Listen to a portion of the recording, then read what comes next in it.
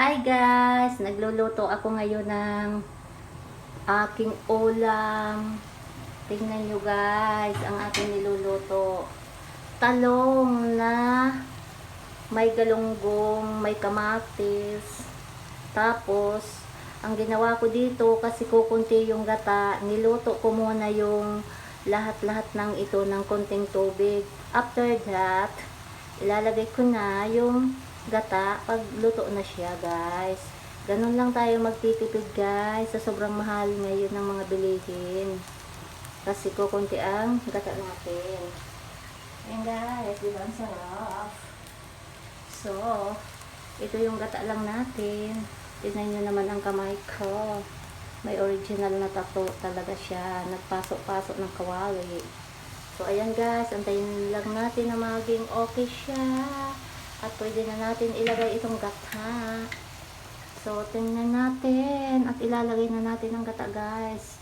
Para maging masarap na talaga siya. Ayan. Panoorin nyo guys ang aking niluluto na Bicol menu. Ayan. Ito ang luto ng mga Bicolana. Ginataang talong with galunggong. Ginataang talong with galunggong. Ayan. Sa sobrang sarap, matataob ang rice cooker. Ubos lahat yung kanin. Sarap, sarap, sarap, sarap, sarap.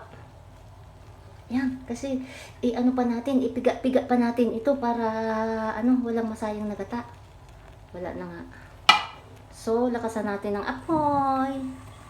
And then, kalog-kalugin natin. Kalog. Para, hindi ba, kasi pag hinalo mo yan ng, kutsara, hindi iyan yung style niya. So, ano bang kulong yan? Ano ba yung ating sandok? At talagang napapakain na talaga ako ng sarap. Ay, wala na pala yung camera ko. So, ngayon, ang gagawin natin, takpan ulit natin ng 5 minutes. 5 minutes na lang para maluto yung gata. Ay no 5 minutes. 1 minute lang na. 1 minutes lang. Takpan natin ng 1 minute. 1 minute. 1 minute. 1 minute. Kahit na nga hindi 1 minute. Yan. And then sarap talaga guys. Napapawaw na ako sa sarap, diba? So, hindi makukumpleto ang lahat kung walang asin. So, buksan na natin at lagyan natin ng asin. Yo. Asin.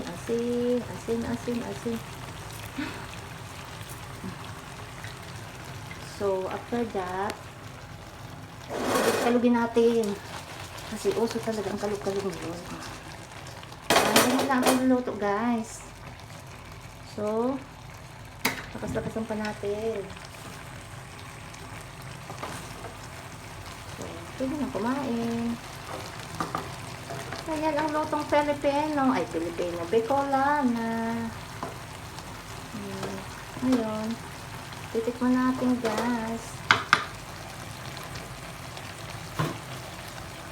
So, pwede na talagang kumain. So, diba? Ang dali-dali naman malutuin guys. So, try nyo din ito guys. 100% na matataob yung kaldero nyo sa sarap nito.